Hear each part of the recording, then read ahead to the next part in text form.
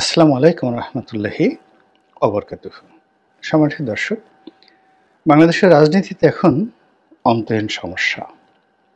অর্থনীতি একেবারে ভঙ্গুর এবং অরাজকতা সেই শ্রম সেক্টর মানে শিল্প কলকারখানা থেকে শুরু করে মাঠে ঘাটে পথে দোকানে কোর্টে কাছারিতে একেবারে রীতিমতো মহামারী আকার ধারণ করেছে। তো এই জিনিসগুলো আমরা যারা দেখছি এবং আমরা যারা আলোচনা করছি, এই আলোচনার মধ্যে রাজনীতির যে বড় কতগুলো গেম, এগুলো যে খেলা হচ্ছে, এটা হয়তো আমরা অনেকেই লক্ষ্য করছি না। আমরা প্রথমে এই গত ১০০ দিনে সবাই এক বাক্যে বলার চেষ্টা করছি যে ডক্টর মোহাম্মদ ইউনূস সাহেব রাজনীতি বুঝেন না। তারপর তিনি এই রাজনীতিবিদদেরকে কিভাবে হ্যান্ডেল করতে হয় এটা তিনি বুঝেন না। তারপর বলার চেষ্টা করেছি তিনি এটা ব্যর্থ ওটা ব্যর্থ, এরপর এখানে যাচ্ছেন না ওখানে যাচ্ছেন না ইত্যাদি আরো অনেক কিছু। কিন্তু আপনি যদি সাম্প্রতিক সময় তার কতগুলো কর্মকাণ্ড দেখেন, বিশেষ করে আজারবাইজানের রাজধানী বাকুতে তিনি গেলেন এবং সেখানে গিয়ে তিনি যে কটি সাক্ষাৎকার দিলেন, যাদের সঙ্গে তিনি ছবি তুললেন, এই বক্তব্যগুলো যদি আপনি বিশ্লেষণ করেন, তারপর বাংলাদেশে এসে তিনি ভারতের একটি পত্রিকা, সম্ভবত হিন্দু, সেই হিন্দুর সঙ্গে সাক্ষাৎকার দিতে গিয়ে ইলেকশন সম্পর্কে, শেখ হাসিনার সম্পর্কে, আওয়ামী লীগ সম্পর্কে যে বক্তব্য দিলেন, এই সব কিছু দেখে আমার কাছে মনে হচ্ছে যে তিনি এই অল্প সময়ের মধ্যে খুব ভালো করে রাজনীতি বুঝে ফেলেছেন। এখন সেই রাজনীতি ক্ষমতায় থাকার, ক্ষমতায় যাওয়ার, ইলেকশনের রাজনীতি নয়। মাঠে যে রাজনৈতিক দলগুলো আছে তাদেরকে কি করে শান্ত করতে হবে, কি করে উত্তেজিত করতে হবে, কি করে তাদেরকে ব্যস্ত রাখতে হবে, এই পুরো বিষয়গুলো তিনি অন্য যে কোনো মানুষের চাইতে অতি অল্প সময়ের মধ্যে রপ্ত করেছেন। এবং এই তার যে রাজনৈতিক কৌশলগুলো রপ্ত করার যে প্রক্রিয়া,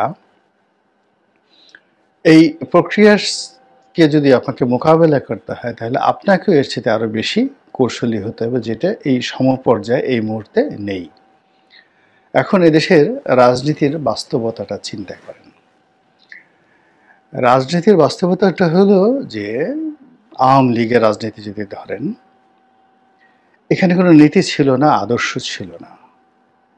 যে কোনো মূল্যে ক্ষমতায় থাকতে হবে, ক্ষমতায় যেতে হবে এবং সেই ক্ষমতায় গিয়ে রাষ্ট্রের যত সম্পদ রয়েছে, ব্যবসা রয়েছে, বাণিজ্য রয়েছে, এগুলো দলীয় নেতাকর্মীদেরকে দিতে হবে, পরিবারের আপনজনদেরকে দিতে হবে এবং নিজেরা বড় বড় পদে থেকে একটা অলিগার্স শ্রেণী তৈরি করে সেই হাজার হাজার কোটি টাকা নয়, লক্ষ লক্ষ কোটি টাকা উপার্জন করতে হবে। আমরা যেটা দেখেছি যে S Alam, Beximco, summit group থেকে শুরু করে আরো অনেক গ্রুপের মাধ্যমে তারা যে টাকা উপার্জন করেছেন, এর মধ্যে আদানি আছে, দেশের বাইরে আরো অনেক কোম্পানি আছে। বলা হচ্ছে যে 2 লক্ষ কোটি টাকা দেশ থেকে পাচার করা হয়েছে। 2 লক্ষ কোটি টাকা।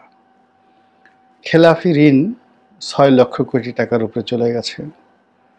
আন্তর্জাতিক যে ঋণ বা অন্যান্য ঋণ মিলিয়ে সেই যে মানে এটা বলাই যায় না, 16 লক্ষ কোটি না কত কোটি টাকা, কল্পনাই করা যায় না। তো এই যে একটা ফাঁদ পেতে যে পুরো তাদের যে টার্গেট, এই টার্গেটটা ছিল অর্থনীতি অঙ্গন। এখন এই যে ডক্টর মোহাম্মদ ইউনূস এবং তার যারা অ্যালাইড, এখন এখানে দেবপ্রিয় ভট্টাচার্যের কথা চিন্তা করেন, হাসান এস মনসুর সাহেব যিনি বাংলাদেশ ব্যাংকের গভর্নর আছেন তিনি, কিংবা ধরুন এখন যিনি অর্থমন্ত্রী আছেন বা অর্থ উপদেষ্টা আছেন তিনি, এবং স্বয়ং ডক্টর মোহাম্মদ ইউনূস। তো আওয়ামী লীগ যেই জায়গাটা থেকে মধু আহরণ করেছেন সেটা হলো ফাইন্যান্সিয়াল সেক্টর। সেই ফাইন্যান্সিয়াল সেক্টরে আওয়ামী লীগের যারা চোর, লোপাটকারী, লুটেরা, তারা এই কয়জন লোকের কাছে অবোধ শিশু। তো কাজেই খুব অল্প সময়ের মধ্যে আওয়ামী লীগ কী করেছে এই জায়গাটাকে একেবারে সাঁড়াশি দিয়ে তারা ধরে ফেলেছে। ধরে ফেলার পরে এখন আওয়ামী লীগ আর ক্যাত কুত কোনো শব্দ করতে পারছে না। 2 নম্বর হলো যে এই জায়গাগুলোতে ঢোকার জন্য অন্যান্য যে সকল রাজনৈতিক দল, ব্যক্তি, গোষ্ঠী তারা চেষ্টা করেছে এবং আলটিমেটলি অনেক জিনিসগুলো তারা দখল করে আবার সেই আওয়ামী লীগের সেই পুরনো যে চরিত্র, সেই চরিত্রটাকে নতুন পোশাকে তারা ধারণ করার জন্য যে কর্মযজ্ঞ তারা চালিয়ে যাচ্ছে, প্রায় সব ক্ষেত্রে তারা ফেল করেছে। আপনি টু দি পয়েন্ট আমি নাম বললাম না, তারা শুধুমাত্র একটা জিনিস করতে পেরেছে এই সময়ের মধ্যে, এই আওয়ামী অলিগার প্লাস নব্য অলিগার। তো তারা এই যাকে বলা হয় অন্য অলিগার হওয়ার যে সূত্র, অলিগার কাকে বলে? অলিগার হলো রাষ্ট্রীয় প্রতিষ্ঠানগুলোকে ব্যবহার করে এমন সিদ্ধান্ত নিতে বাধ্য করা, প্রভাবিত করা যে সিদ্ধান্তের ফলে তাদের উপকার হবে, এই অলিগার। তো এখন আওয়ামী লীগের অলিগার এবং তাদের খালাতো ভাই, তালাতো ভাই, মামতো ভাই যে সমস্ত নতুন অলিগার তৈরি হওয়ার চেষ্টা করেছে তার অন্য কোথাও পারেনি। তবে শেয়ার মার্কেটে দুটো দুর্ঘটনা ঘটে প্রায় 30,000 কোটি টাকা তারা কিন্তু লোপাট করে ফেলেছে, এবং এটাও ডক্টর মোহাম্মদ ইউনূস কিন্তু ধরে ফেলেছেন, ভীষণ রকমভাবে ধরে ফেলেছেন। ফলে ওখানে আগামীতে আরও দুর্ঘটনা ঘটানো কঠিন বিষয় হয়ে যাবে। গেল অর্থনৈতিক সেক্টর। রাজনীতিতে এখন ক্ষমতা পরিবর্তনের যে ধারা, সেই ধারাতে তিনি 3টে ফাঁদ পেতে ফেলেছেন। প্রথম ফাঁদ হলো যে সংস্কার।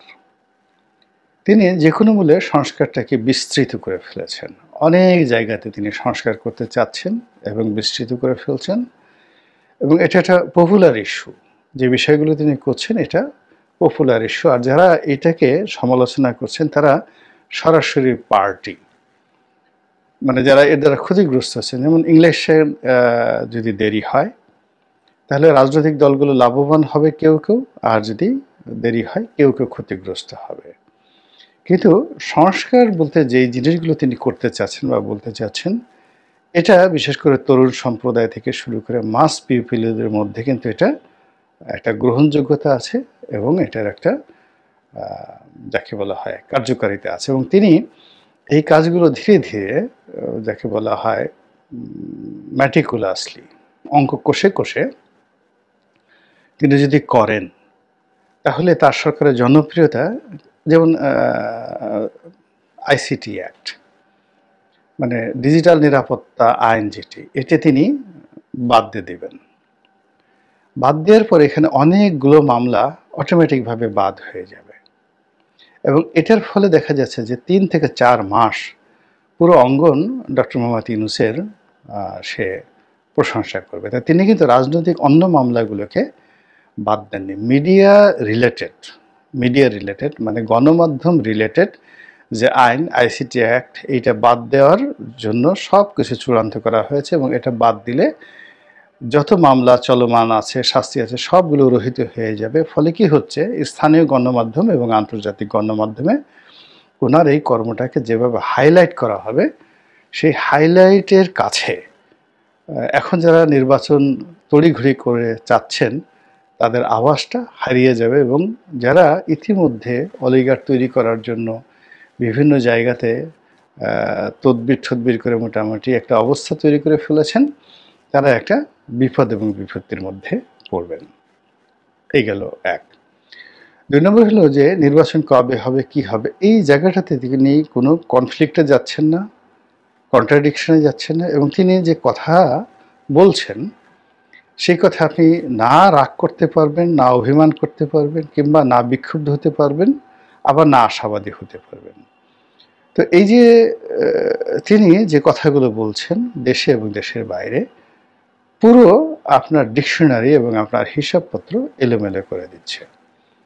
৪ বছর, ৮ বছর, ১০ বছর, নাকি ৬ মাস, নাকি ১৮ মাস, এই বিষয়গুলো নিয়ে যখন লোকজন ব্যস্ত, তখন তিনি দ্বিধার্থে সেই কর্মকাণ্ডগুলো তিনি করে যাচ্ছেন, তার হিসাব তিনি চালিয়ে যাচ্ছেন, তার রিক্রুটমেন্ট থেকে শুরু করে তার যে দৈনন্দিন কর্মকাণ্ডগুলো তিনি তার প্রত্যেকটা জায়গাতে, সেটা সে ব্যর্থ যদি হন সেটা শতভাগ ব্যর্থতা তার, কিন্তু তিনি যেইগুলো ডিজায়ার করছেন সেই ডিজায়ারগুলো কিন্তু বাস্তবায়িত হয়ে যাচ্ছে। এবং এটা আমার কাছে মনে হচ্ছে তিনি এই দেশের রাজনীতিবিদদেরকে কিভাবে খেলতে হবে এটা তিনি বুঝে গেছেন। এরপর যেটি আগামীতে বিএনপির জন্য সবচেয়ে বিপজ্জনক হবে, তার ঘাড়ে ৩টি যাকে বলা হয় সমস্যা মারাত্মক। যেমন বিএনপি সবচেয়ে বেশি ভয় পাবে সামরিক শাসনকে, মিলিটারি রুলকে। এখন ডক্টর মোহাম্মদ ইউনূস যে জিনিসটি এই মুহূর্তে একেবারে অনিবার্য করে তুলেছেন সেটা হলো তার পতন বা পরাজয় মিনস মিলিটারি রুল। এবং মিলিটারি রুল যদি আসে সামরিক শাসন, সরাসরি সামরিক শাসন আসে, সবচেয়ে বেশি ক্ষতিগ্রস্ত হবে বিএনপি এবং সবচেয়ে বেশি ভয় পাবে বিএনপি। কী কারণে? এই যে বিএনপির যে ২০০১ থেকে ২০০৬ সনের যে সরকার এবং পরবর্তী যে ১-১১ ওই সময়টিতে পুরো সামরিক বাহিনীতে বিএনপির সম্পর্কে একটি নেতিবাচক প্রচারণা এখন পর্যন্ত চলছে, এবং ওই জায়গাটা পূর্ণ হয়নি, কেউ পূর্ণ করতে পারেনি।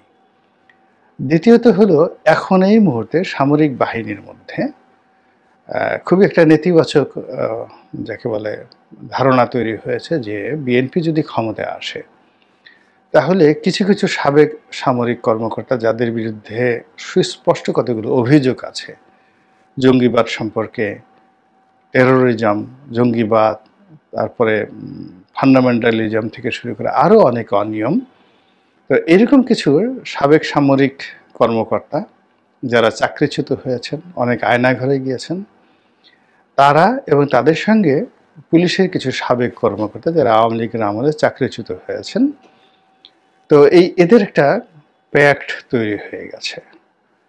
এবং এই প্যাক্টের সাথে আবার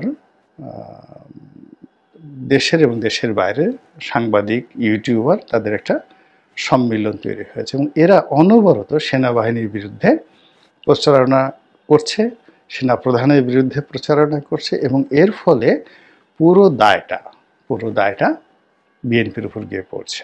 পুরো বিক্ষোভটা সেনাবাহিনী যদি যাকে বলা হয় এখানে ভবিষ্যতে ক্ষমতা আসে, তাহলে জেনারেল আসলাম বেগের সঙ্গে বা জেনারেল বাজওয়ার সঙ্গে ইমরান খানের যে রসায়ন হয়েছিল ঠিক একই অবস্থা বিএনপির সঙ্গে এবং জনাব তারেক রহমানের সঙ্গে সেনাবাহিনীর হবে, যেটা মোকাবেলা করা বিএনপির পক্ষে একেবারেই অসম্ভব একটা বিষয়।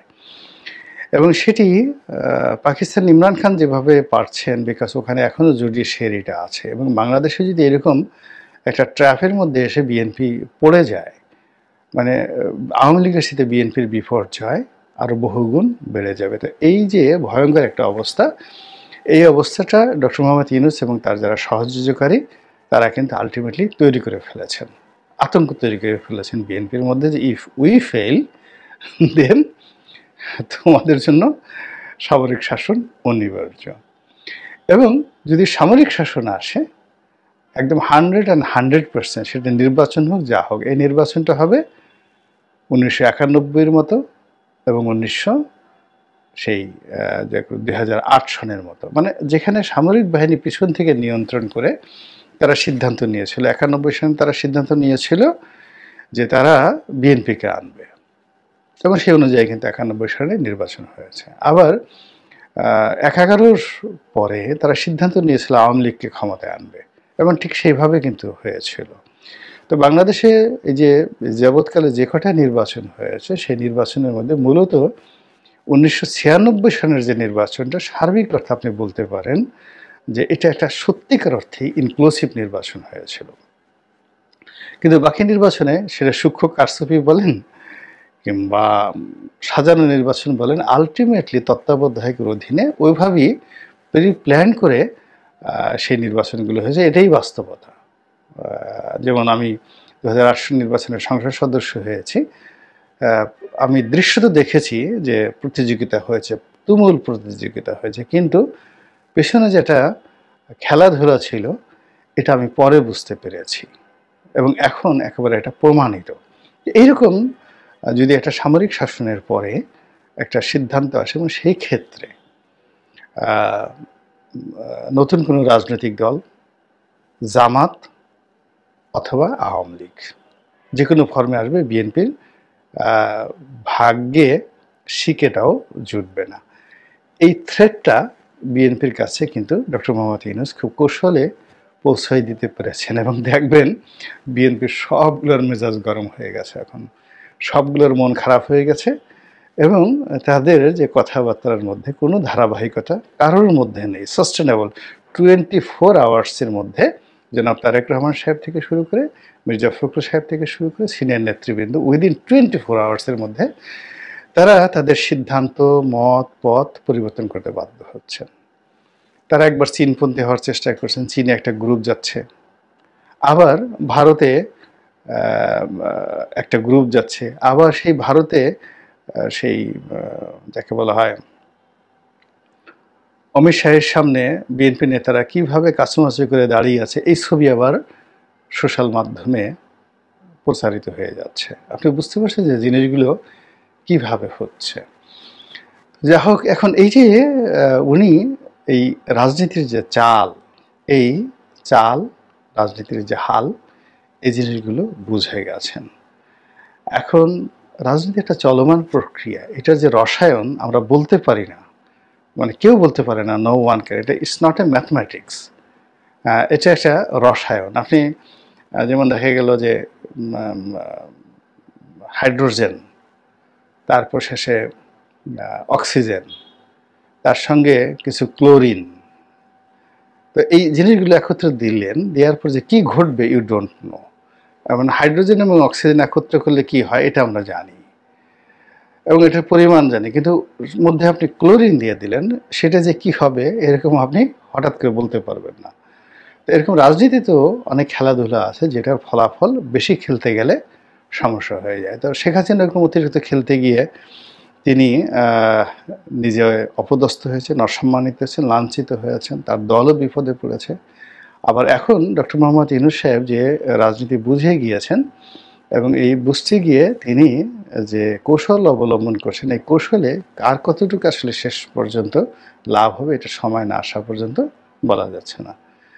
আল্লাহ আমাদের সবাইকে হেদায়েত দান করুন এবং হেফাজত করুন। আসসালামু আলাইকুম ওয়া রাহমাতুল্লাহ।